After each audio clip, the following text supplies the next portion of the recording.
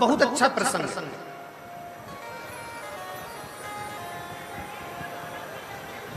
बहुत अच्छा प्रसंग। शिव महापुराण की कथा कहती है ना, अगर व्यक्ति गलती कर रहा है ना तो प्रयास करो उसकी गलती को एकांत में ले जाकर समझाया जाए, उसकी गलती को एकांत में ले जाकर बोला। और व्यक्ति अगर अच्छा कार्य कर रहा है, बहुत अच्छा कार्य कर रहा है, तो शिव महापुराण की कथा कहती है कि यह भी प्रयास करा जाए कि उसकी अच्छाई को जनमानस तक पहुंचाया जाए। पर आज संसार की रीति जरा उल्टी है। संसार की रीति जरा उल्टी है।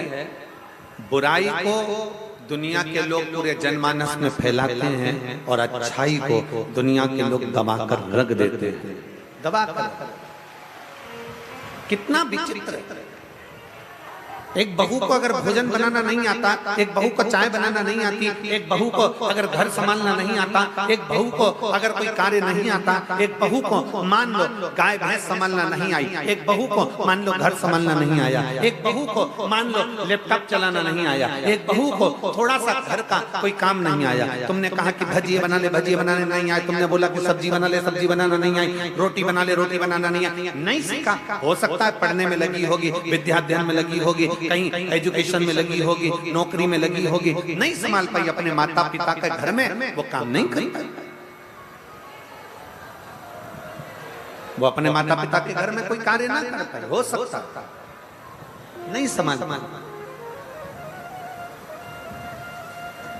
अब सास का क्या फर्ज है, देवरानी जेठानी का क्या फर्ज है? हमारी बहू को रोटी बनाना नहीं आता, हमारी बहू को सब्जी बनाना नहीं आता, हमारी बहू को यह काम नहीं आता, तो घर की स्त्री का फर्ज क्या है? घर के लोगों का फर्ज क्या है? घर की ननद का फर्ज क्या है? घर की देवरानी जेठानी का फर्ज क्या है? घर की सास ससुर का फर्ज क्या है? कि मेरी बेटी को जो नहीं आता, सास ये विचार करे, देवरानी जेठानी ये विचार करे, ननद ये विचार करे कि मैं अपनी भाभी को ये चीज सिखा दूंगी, धीरे धीरे सीख जाएंगे।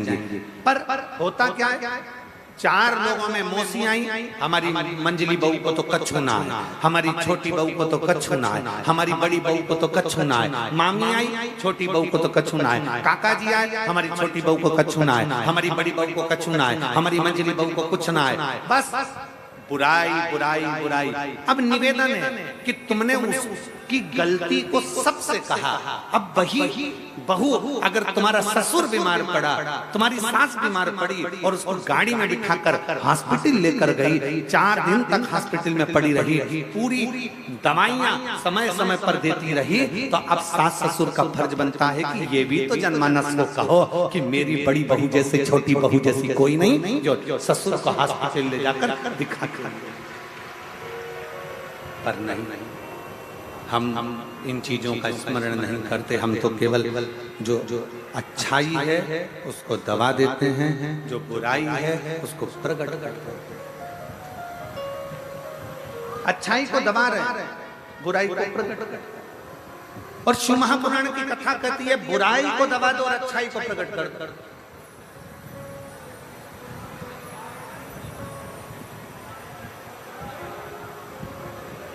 हर एक दिन हमारी सासू जी से हंस के बोली जेठानी, राम नाम को सुमिरन कर ले, 2 दिन की है जिंदगानी, 2 दिन की जिंदगी। इतने में सास को इतना बुरा लगा, उसने अपने रिश्तेदारों को फोन कर कर बोल दिया मेरी बहू तो चाहती है कि मैं मर रही हूं 2 दिन बाद, मेरे प्राण छूट रहे हैं 2 दिन बाद, 2 दिन बाद मैं मर जाऊंगी, मेरी बहुओं तो ये लगी है।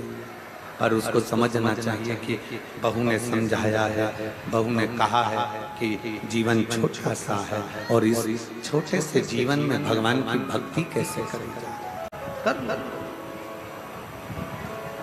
छोटे से जीवन में भगवान की भक्ति कैसे करें, कर।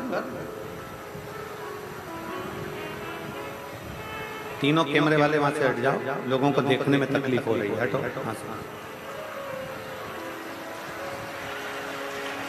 भक्ति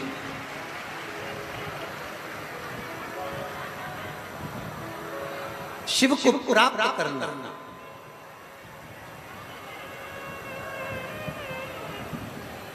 किसी के प्रति समर्पित हो जाना।